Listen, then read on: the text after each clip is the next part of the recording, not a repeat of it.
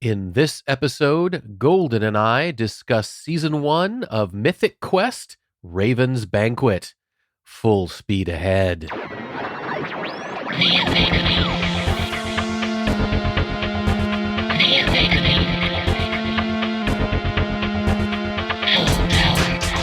Welcome to the Omega Beam number 71. I'm your host, Oren Merton. And did you know that Apple has their own video streaming channel called Apple TV Plus? Of course you did. Well, they're giving it away for free to anyone, free for a year for anyone who buys a new Apple product. So we did, which meant we have a year of Apple TV Plus. And so we just finished watching the entire season of Mythic Quest, Raven's Banquet. It falls under sci-fi, fantasy, superhero because even though it's sort of a comedy set in modern world, it's about a fantasy video game, kind of a Dungeons and Dragons multiplayer online style of game, World of Warcraft style of game. So we feel it fits. Anyway, we like the show enough to talk about it, so here we are. There's some spoilers, but not too bad. And let's get to it. I am here with Golden to talk about Mythic Quest, Raven's Banquet. So this is a show we started not knowing really anything about it, but the trailer. I think we just saw the trailer and said, yeah, this could be fun. And neither one of us is big into computer gaming. Right. We're not big into computer gaming, but I really did enjoy a show in this kind of same milieu, Silicon Valley on HBO, which was about startup, kind of misfits. Which I only watched, I guess, the last season. Yeah, with you watched the last season with me. Yeah. And that one, it was fun because it sort of touched on stereotypes in the industry, but you could identify, if you work in the tech world, you can identify people who are sort of like that, though not quite as outlandish. And so I thought, this one might be something along those lines. Mm-hmm. So it looked interesting. It was definitely entertaining. Yeah, and it was. It was along those lines. It was about sort of a company that makes sort of World of Warcraft, let's say.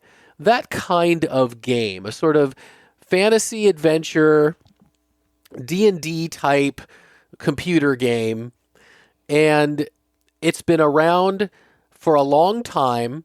It's very successful, but they're kind of losing their relevance. Well, they need to keep themselves relevant. Yeah. So they have this, and they play on the fact that, in this day and age, it's not Wired magazine or anyone else that keeps their popularity going.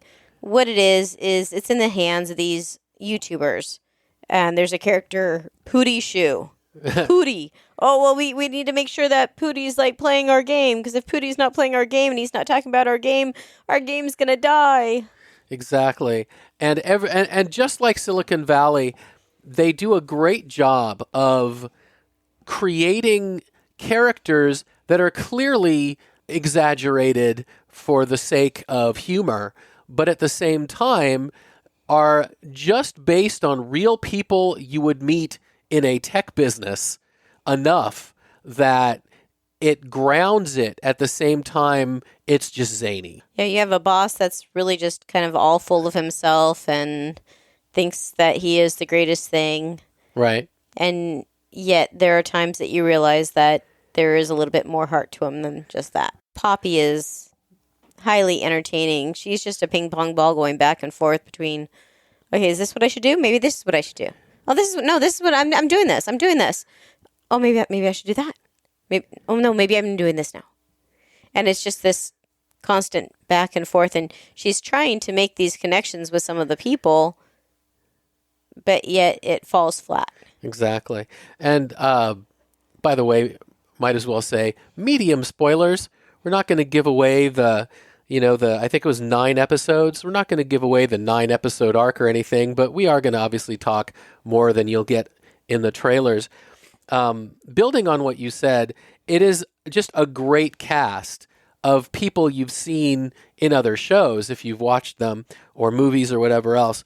The creator, Rob McElhenney, I think is how you pronounce his name, he's also the one who created It's Always Sunny in Philadelphia, which I never saw, but I know that it was very well respected and very well reviewed.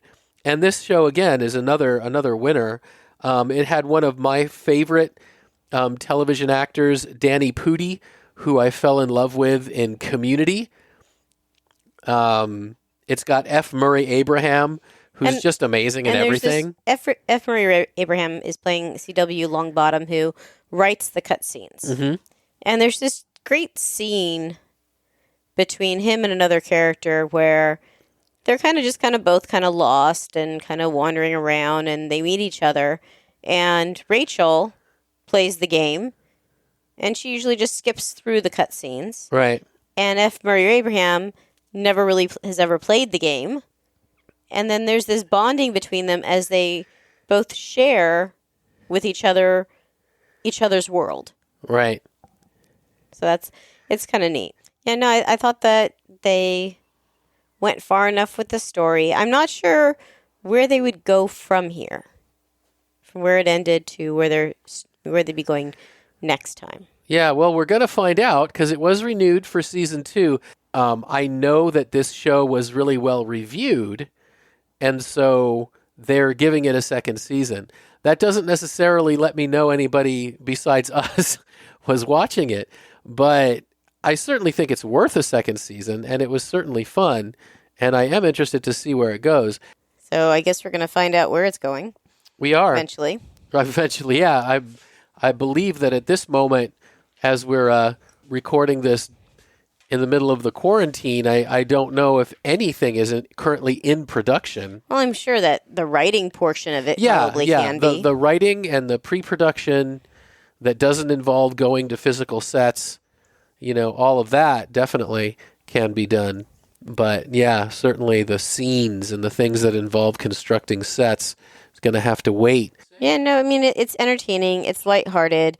It does have a tiny bit of depth in terms of some of the characters, and if you're looking for something that's entertaining, it's a good fun. It's a fun little ride. Yeah, it's not the big roller coaster that you get at amusement parks, but and it's not quite the kiddie roller coaster. It's kind of in between somehow. And these are half-hour comedy episodes, so the entire series is about a 4.5-hour time commitment, and no single episode is that long. But I also think that, talking about the depth, I think when you limit yourself to half-hour episodes, you're not going to have the kind of, in-depth growth that you get in longer things. But this is a comedy. This isn't that kind of thing. So, all right.